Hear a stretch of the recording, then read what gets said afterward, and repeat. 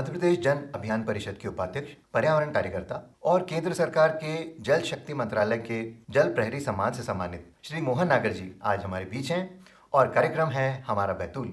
आज हम आपसे चर्चा करेंगे हमारे बैतूल के लिए वर्तमान समय की चुनौतियों और प्रयासों के माध्यम से आ रहे बदलावों पर और साथ ही आपके वर्तमान दायित्वों पर, चलाए जा रहे कार्यों और प्रयासों पर। माननीय मोहन नागर जी, आपका हमारे इस कार्यक्रम जिसका नाम ही है हमारा बैतूल में आपका बहुत बहुत स्वागत। बहुत बहुत धन्यवाद। कार्यक्रम की शुरुआत में हम आपसे जानना चाहेंगे अपने श्रोताओं के लिए कि मध्य प्रदेश जन अभियान परिषद के उपाध्यक्ष होने के नाते अब आप जब संपूर्ण प्रदेश का कार्यभार संभाल रहे हैं, क्या उत्तरदायित्व हैं आपके और किस तरह से ये संचालित हो रहे हैं आपके मार्गदर्शन में? जी नमस्कार।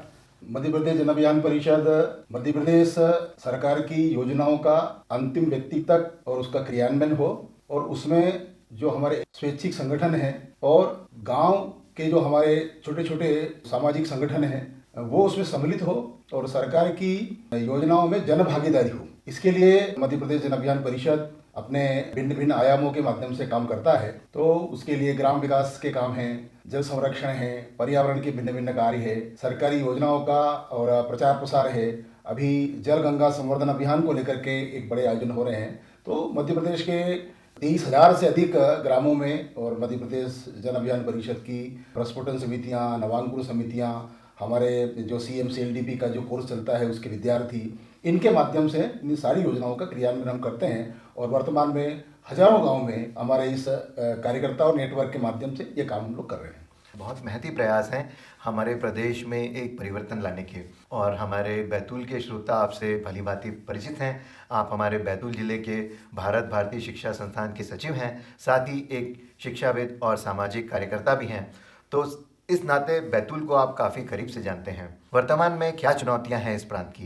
बैतूल वन क्षेत्र है और आज भी मध्य प्रदेश के जो सघन वन जहाँ पर है उसमें हमारे बैतूल का नाम आता है। मैं 91-92 में बैतूल आया था। उस समय तो यहाँ का जो मौसम है ये बहुत ही ठंडा होता था और उस समय पंखे की आवश्यकता यहाँ पर नहीं थी, कूलर और AC तो बहुत दूर की बात है। लेकिन अब धीरे धीरे और यहाँ का तापमान में भी वृद्धि हुई है।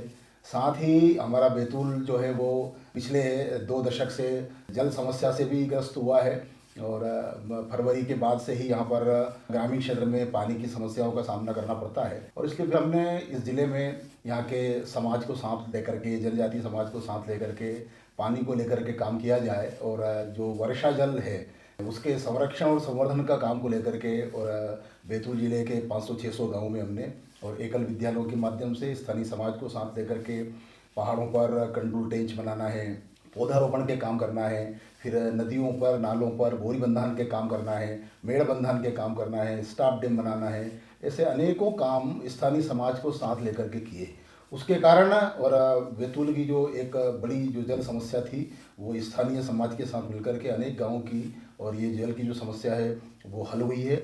और साथ में समाज भी जो है वो स्वतः रूप से अब काम करने लगा है।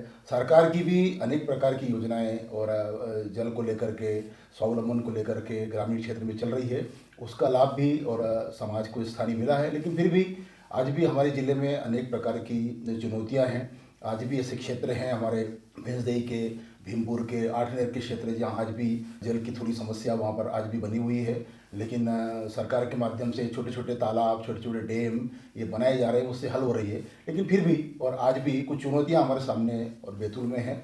स्वावलंबन को लेकर के, रोजगार को लेकर के, पलायन तो एक हद तक जो है बैतूल जिले का कम हुआ है क्योंकि बिजली की उपलब्धता, सड़क, पानी ये सब गांव-गांव तक पहुंचे हैं, तो एक सुधार आया है। लेकिन आज भी अनेक प्रकार की चुनौतियां हमारे सामने अभी बैतूल की बनी है। एक कविता पढ़ी थी आपकी जो सचमुच लोगों के अंतर्मन को दर्शाती है, जिसका शीर्षक ही है जल कथा।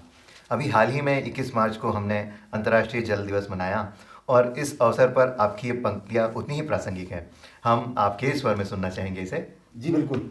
जल कथा एक 2 पुस्तकें हमारी है जो पर्यावरण पर ही है और उसमें किस प्रकार से हमारी प्राचीन व्यवस्थाएं गाँव की थी और कैसे और धीरे धीरे हम आधुनिक युग में और उन संरचनाओं को, उन हमारी जो संपत्तियां थी पारंपरिक पूर्वजों की दी हुई, वो कैसे हमसे दूर हो गई कविता में और इसका वर्णन है। तो वो एक गांव में एक नदी थी, एक तालाब था, कई कुएं थे, सब पानी से भरे हुए थे। तीनों स्रोतों में गांव बंट जाता, पूरा साल आसानी से कट जाता। मतलब कभी हम बावड़ी से, कभी कुएं से, कभी नदी तालाब से पानी ले लेते हैं, तो तीनों स्रोतों में गांव बढ़ जाता, पूरा साल आसानी से कट जाता। गांव के लोग हर बरस नदी को चुनरी उड़ाते, तालाब के मंदिर पर ऊंचा झंडा चढ़ाते, कुआ बावड़ी पूजते पूजते सदियां बीती पर नदी नहीं दिखती। पता नहीं कैसे कूप की जगह नलकूप आ गया। भगत 25-30 बरस में कुआ बावड़ी तालाब सब खा गया, नदी भी रूठ गई, मानो पूरे गांव की किस्मत फूट गई। तो ये एक चेतावनी है कि हम अपनी परंपरागत जो जल संरचनाएं हैं, उन जल संरचनाओं को सहेज करके रखें। और उनको सहेजने के लिए भी मैं आपको अपन विषय निकला है, तो अभी मध्य प्रदेश सरकार के मुख्यमंत्री डॉक्टर मोहन यादव जी ने पिछले वर्ष से जल गंगा संवर्धन अभियान प्रारंभ किया है। और वो उस जल गंगा संवर्धन अभियान का जो उद्देश्य प्रमुख है वो है कि हमारी जितनी भी पुरानी जल संरचनाएं हैं, उन जल संरचनाओं को पुनर्जीवित करना और वर्षा जल का भरण उसके अंदर हो, वर्षा जल का संरक्षण और संवर्धन उसके माध्यम से हो। उसके लिए 30 मार्च भारतीय नववर्ष गुड़ी पड़वा से और लगातार 3 माह, आपका अप्रैल, मई और जून, 30 जून तक ये अभियान पूरा चलेगा, जल गंगा संवर्धन अभियान। और इसके माध्यम से अभी मध्य प्रदेश सरकार ने 50,000 खेत तालाब ये किसानों के खेत में बनाने की इसमें योजना बनाई है। और मध्य प्रदेश के प्रत्येक ग्राम से 2 जलदूत ऐसे तैयार किए जाएंगे। तो ऐसे 1 लाख जलदूत जो है वो तैयार करके, और इस वर्षा जल का संरक्षण हम अपनी प्राचीन जल संरचनाओं के माध्यम से कैसे कर सकते हैं, इसकी एक बड़ी योजना सरकार के माध्यम से हो रही है। उसमें मध्य प्रदेश जल अभियान परिषद और समाज पुराई उसकी भागीदारी होगी। और जो अनुभव आपका है लोगों को जोड़ने का, तो किस तरह से लोगों को जोड़ रहे हैं और क्या परिवर्तन आप देख रहे हैं? क्या है कि जो आज हम देख रहे हैं कि जिस प्रकार से वन क्षेत्र कम हो रहा है, लगातार धरती का जल जो है वो नीचे चला जा रहा है, हरियाली में भी, और कहीं ना कहीं हम देख रहे हैं कि उसका विस्तार जिस प्रकार से होना चाहिए जनसंख्या के अनुरूप उस प्रकार से नहीं हो रहा है। तो इसमें एक बड़ा काम तो सरकार का है, लेकिन उससे भी बड़ा काम समाज का है जी। और इसलिए समाज को इसमें भागीदार बनाना, सरकार के सारे कार्यों में समाज जो है वो भागीदारी बने, और साथ में समाज स्वयं होकर के भी अपनी जिम्मेदारी उठा करके ये काम करे। उसके लिए फिर ये जो तमाम प्रकार के कार्य जो होते हैं, चाहे वो सामाजिक संगठनों के माध्यम से हो, चाहे ग्राम समाज की अपनी ग्राम सभा के माध्यम से हो, या फिर हम किसी और विशेष उद्देश्य, विशेष पर्वों को लेकर के समाज को साथ लेकर के जो काम करते हैं, चाहे वो हमारा पर्यावरण दिवस आता है, जल दिवस आता है, पृथ्वी दिवस आता है, इसके माध्यम से ये एक माध्यम है लोगों को जागरूक करने का। तो समाज को साथ लेकर के काम करना। और आज हमने बैतूल जिले और आसपास के क्षेत्र में ये समाज के माध्यम से एक बड़ा उदाहरण प्रस्तुत किया है, चाहे वो गंगा अवतरण अभियान हो या फिर अन्य जो माँ ताप्ती सदा निरा अभियान है, हरियाली को लेकर के जो काम शुरू हुए हैं वो है, जल महोत्सव है। ऐसे काम में आप देखेंगे कि इसमें समाज ने ही मिलकर के काम किया, समाज ही तय करता है। हम किसी गांव में जाते हैं, ग्राम सभा होती है, ग्राम सभा तय करती है कि हमारे गांव में जल महोत्सव कब होगा, हमारे गांव में हम बोरी बंधान कब करेंगे, हमारे गांव में पहाड़ पर खंती खोदने के लिए कब जाएंगे। तो गांव के लोग मिलकर तय करते हैं, और फिर एक दिन तय करके वो स्वयं गेंजी फावड़ा लेकर के और नदी पर जाते हैं, पहाड़ पर जाते हैं, और पूरा अभियान जो है पूर्ण करते हैं। तो समाज जब जागृत हो जाता है तो फिर अपने आप समस्याएं जो है वो धीरे धीरे हल होने लगती है। सरकार तो उसमें सहभागी बनी ही जाती है, तो और जल्दी से वो समस्या हल हो जाती है। और इसलिए समाज को खड़ा करना हर काम के लिए ये वास्तव में एक बड़ी जिम्मेदारी है, और वो काम बैतूल में हुआ है, और सारे देश और दुनिया के लिए बैतूल उसके लिए उदाहरण है। आपको मध्य प्रदेश सरकार का गौ सेवा के क्षेत्र में दिए जाने वाला गोपाल पुरस्कार भी मिला है, आपको सम्मानित किया गया है। तो गोधन से किस तरह से हम लाभ ले सकते हैं और क्या परिवर्तन देख सकते हैं? देखिए, गाय जो है वो हमारे यहाँ का कृषि संस्कृति का, कृषि व्यवस्था का, प्राकृतिक कृषि का एक प्रकार से और मुख्य आधार था, केंद्र बिंदु था जी। 4-5 दशक पहले हमारे यहाँ पर अनेक प्रकार की मशीनरी के माध्यम से खेती करना प्रारंभ हुआ, रासायनिक खाद आ गए, भिन्न भिन्न प्रकार की और योजनाओं के माध्यम से खेती करने लगे। तो इसके कारण गाय जो है वो हमारी खेती से धीरे धीरे दूर हो गई, और उसके कारण 30-40 वर्ष तक तो हम अच्छे से पैदावार कर सके, लेकिन गाय, गोबर, गोमूत्र, पशुधन ये सब खेती से दूर होने के कारण धीरे धीरे जो हमारी मिट्टी का ऑर्गेनिक कार्बन था, उसकी जो पौष्टिकता थी मिट्टी की, और वो धीरे धीरे कम हो रही है। और उसके कारण भूमि का अगर सुपोषण हमने नहीं किया तो फिर आगे चल करके केवल केमिकल के द्वारा खेती करना ये कठिन काम होता जाएगा। और इसलिए गाय को या अन्य पशुधन को हमको खेती से पुनः जोड़ना पड़ेगा। आधुनिक कृषि हम करें, सभी प्रकार की मशीनों का उपयोग करें, लेकिन गोधन को हमको खेती से जोड़ना पड़ेगा, तभी हम आगे चल करके आज जिस प्रकार से खेती हो रही है, और उसके कारण न केवल धरती का स्वास्थ्य खराब हो रहा है, धरती मिट्टी खराब हो रही है, अपितु मानव स्वास्थ्य के लिए भी एक गंभीर चुनौती खड़ी हो गई है। और जिस प्रकार के भिन्न भिन्न प्रकार के रोग बढ़ रहे हैं, कैंसर हमारे और हरदा और नर्मदापुर का जो क्षेत्र है इसमें 700 गुना कैंसर बढ़ा है, अभी जो रिपोर्ट आई है उसके अनुसार। जी। तो जिस प्रकार से हम खेत में जहर डाल रहे हैं तो उससे मुक्ति पाने का एकमात्र उपाय जो है वो गाय है। तो इसलिए गोधन को पुनः हमको अपने घर में, अपने खेत में, अपने बाड़े में स्थान देना पड़ेगा।